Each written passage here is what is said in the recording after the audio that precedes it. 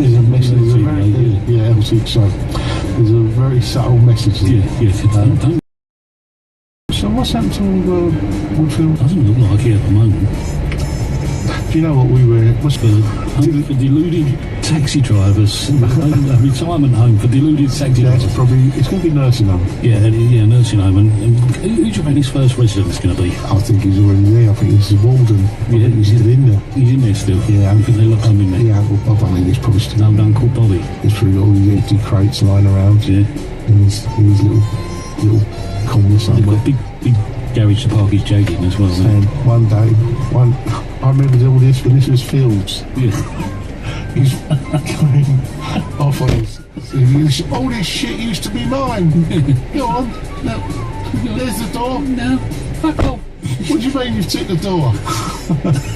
Well, it's all coming down, Bob. It ain't. You're staying here. Yeah. Yeah. Poor old. Yeah. So that's gone. Who owned that anyway? LTDA Enterprises. Hang on. So that's part of. Is it part of LTDA? Well, it isn't. It's. I'm not really up on who owns it, but I'm sure that the real LTDA would be able to tell us who owns it. Yeah. And I think it's got a few directors of LTDA Enterprises. Oh right. So you could actually look it up. We could do. We could go to Company's House. Is it? Yes. Yeah, because it's the old chair, isn't it? I mean, obviously they wouldn't have had it if it was for the subscription money. Although £12 was tax deductible or something. I remember the chat used to be on free, so it only cost you £3 or something because it's like 15 quid or whatever it was. I never joined the LTDA. I mean, it was like a default setting when you've done the knowledge. I mean, LTDA Enterprises. I've done it like 20 odd years ago. Right, has a list of officers. 9 officers. Four resignations, so 5 are still current.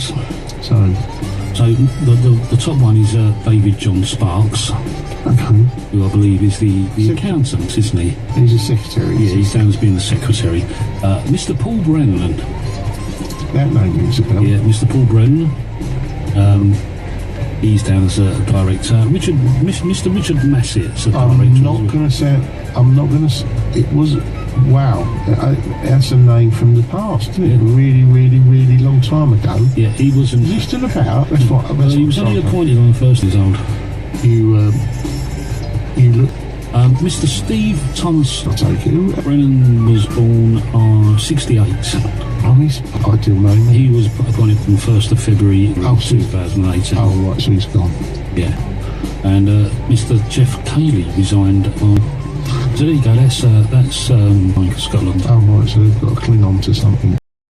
Oh, right, so that's accumulated and amassed the money, which...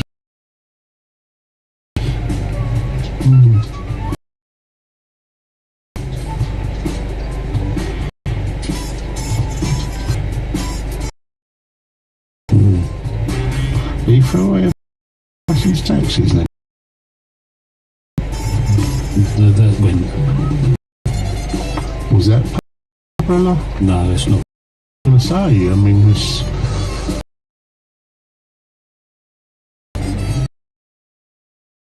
And with Comcab at one time as well. If you go to your licensed and registered and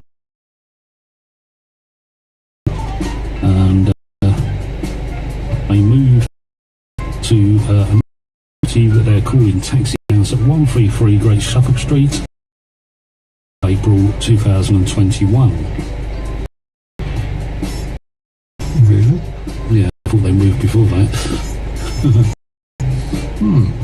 Maybe just that's when they got out of filling the paperwork out with the Financial Conduct Authority. Yeah.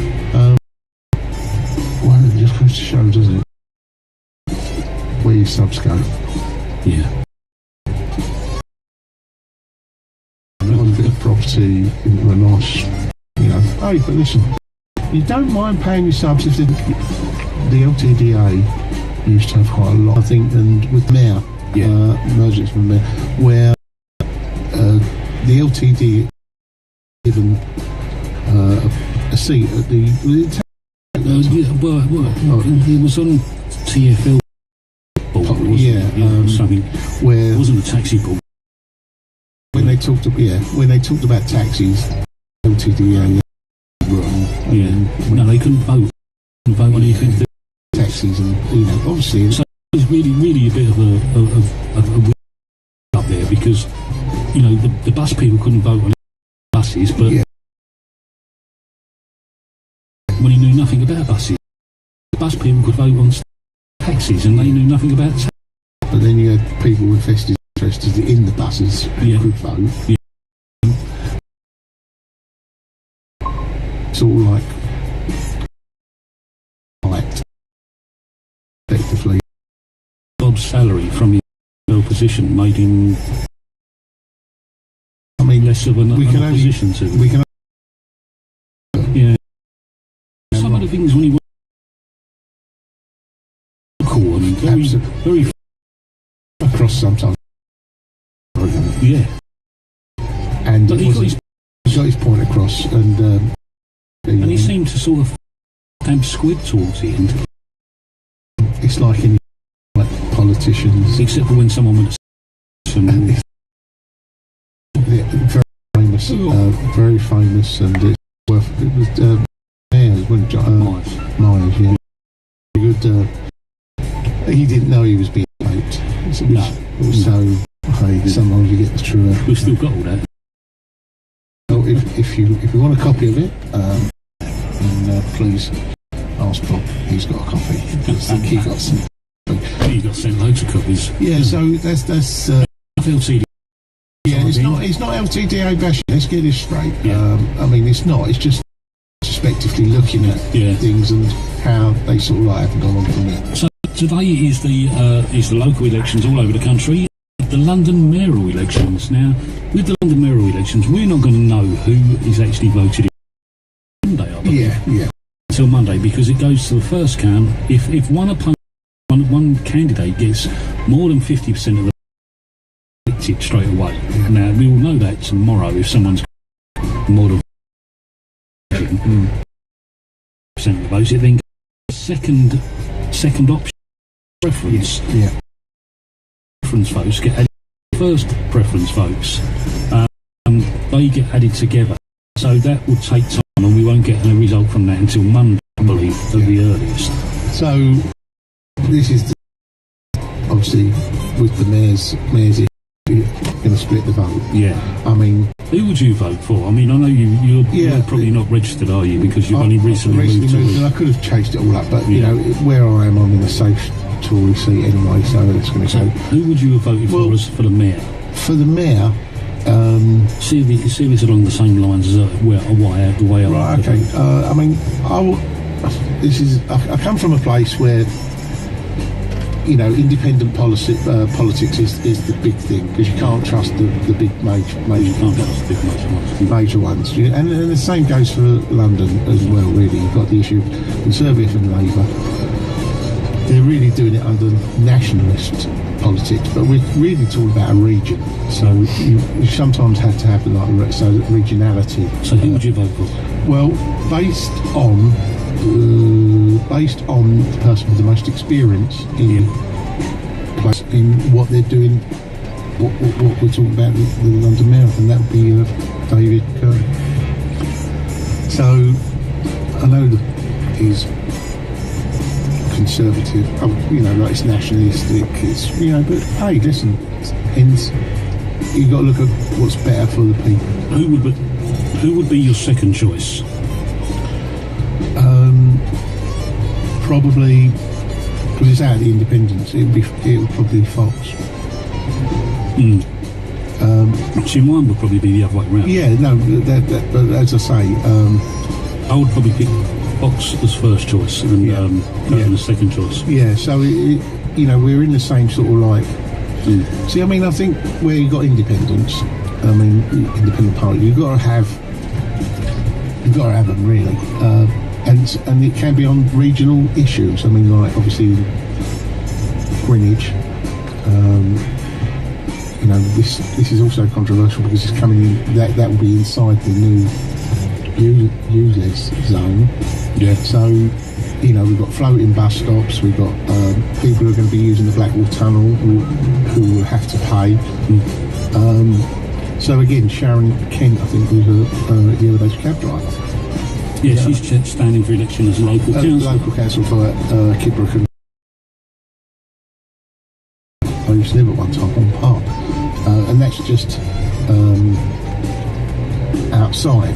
But if I went to the end of the road, I'd be on the South Circuit. If I had to go across the South Circuit and go to the doctors or shops and stuff, I'd be inside it. Do you see what I'm saying?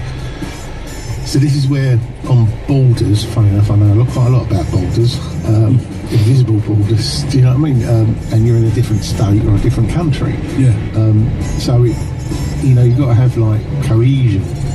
And it's problematic when you get things like, well, you're going to be charged £12.50 to go there to bring your kids to go to a hospital or a local building. Obviously, a lot of TfL don't comply. Well, they're obviously going to be exempt, aren't they?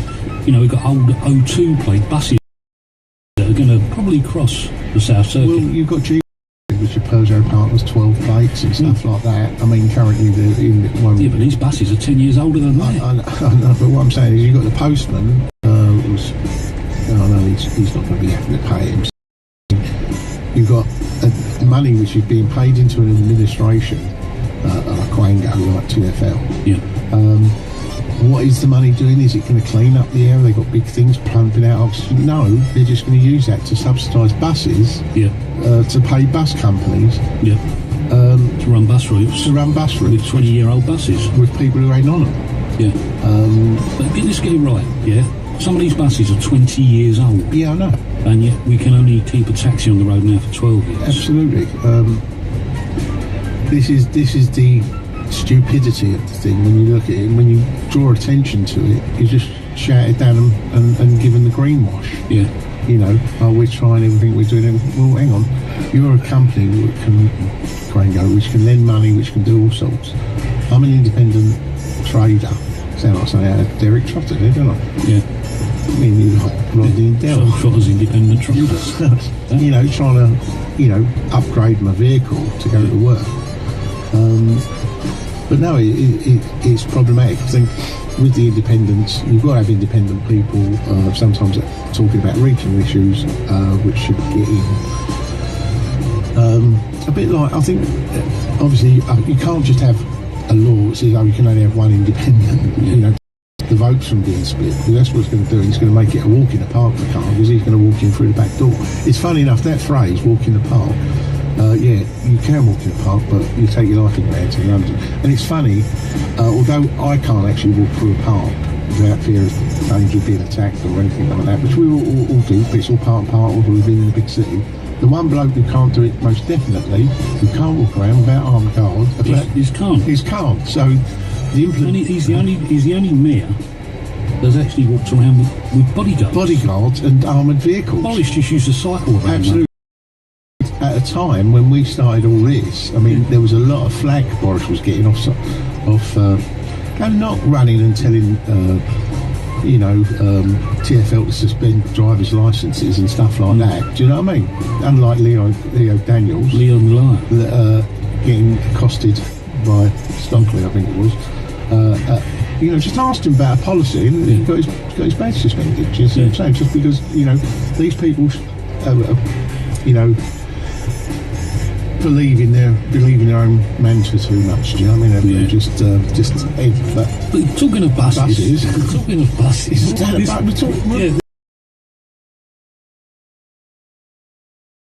Polluter bus. Bailey's Battle Bus, which actually doesn't comply with the low emission zone. Exactly, and he was paying, I think £300 a day to bring his bus into the low emission zone. Then shouting the odds about pollution. Yeah. And his bus is ticking over. I'm waiting for him to get back to having a cafe latte in there. Yeah, see, that's where Lawrence Fox was very cute, because he hired an old route master, which is exempt under heritage rules. So absolutely right. But it's funny, isn't it? You can get an old bus exempt under heritage regulations, And yet my old cabs that go into London very rarely to go and do a wedding, which are heritage, cost me £27.50 a day to take them in. Yeah, exactly. You know, this is where the stupidity, I would call it, sometimes lies in the fact of the, you know, these heritage buses and stuff like that, which, according to the Green Lobby, I mean, I'm 60, I make no bones about that, right? I grew up with them route busters running up and down my street and everywhere else, and part of fun was jumping on the Red Rover and gaining polluted London.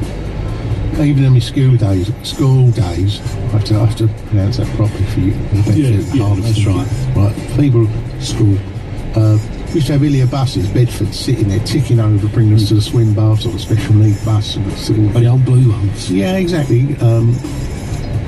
The window, the vans, the old GLC buses. Yeah. Right, ticking away. We were. I mean, whatever happened to all of them? So they all just disappeared. They all went because I think the local boroughs took them over, didn't they? Well, you know, all these vehicles pumping out diesel. And at my school, I mean, obviously we had oil burners, coal.